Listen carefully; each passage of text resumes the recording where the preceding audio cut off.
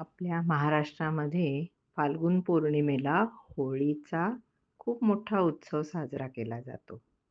या निमित्ताने मी तुम्हाला भक्त प्रल्हाद आणि होलिका यांची गोष्ट सांगणार आहे. हिरण्यकश्यपू नावाचा मोठा बलवान राजा होऊन गेला बरं का. तो शिवभक्त होता आणि शिव त्याच्यावर प्रसन्न झालेला होता. त्यामुळे तो खूप उन्मत्त झाला होता. सगळ्या प्रजेला तो म्हणायचा, तुम्ही दुसरा कोणी देव मानायचा नाही. तुम्ही सगळ्यांनी मलाच देव मानायचे. हिरण्यकश्यपू राजाला प्रल्हाद नावाचाच मुलगा होता. हा प्रल्हाद अगदी लहानपणापासून विष्णू भक्त होता. तो सदैव विष्णूचे नामस्मरण करत असायचा. हिरण्यकश्यपूने कितीही सांगितले तरी त्याच्या तोंडात कायम विष्णूचे नाम असायचे. हिरण्यकश्यपूने त्याचा वध करायचा खूप प्रयत्न केला, पण प्रल्हाद विष्णूचा एवढा परमभक्त होता की विष्णूने कायम त्याला प्रत्येक संकटातून वाचवले.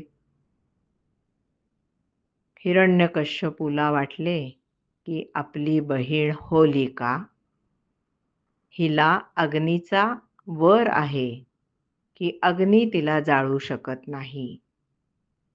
म्हणून त्याने होलिकाला बोलावले आणि तिला सांगितले, तू मोठ्या चितेवर प्रल्हादाला मांडीवर घेऊन बस. ती चिता जेव्हा पेटवली जाईल तेव्हा अग्नीपासून तू सुरक्षित राहशील, पण प्रल्हाद जळून जाईल. होलिकाने ते आनंदाने मान्य केले, कारण तिला माहीत होते की अग्नी आपले काहीच बिघडवू शकणार नाही. झालं, तो दिवस उगवला. राज्याबाहेर मोठी चिता रचली गेली. होलिकाने छोट्या प्रल्हादाला मांडीवर घेतले आणि ती चितेवर बसली. धडाधड होळी पेटवली गेली. पण होलिकाने वाईट हेतूने, प्रल्हादाचा वध करण्याच्या हेतूने त्या अग्नीचा वापर केल्यामुळे अग्नीचे वरदान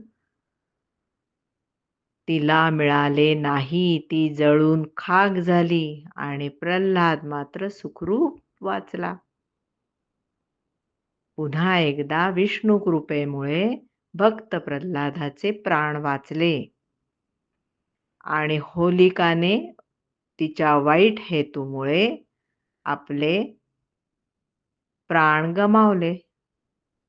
यावरून काय शिकायचं बालमित्रांनो? नेहमी वाईटावर चांगल्याचा विजय होतो.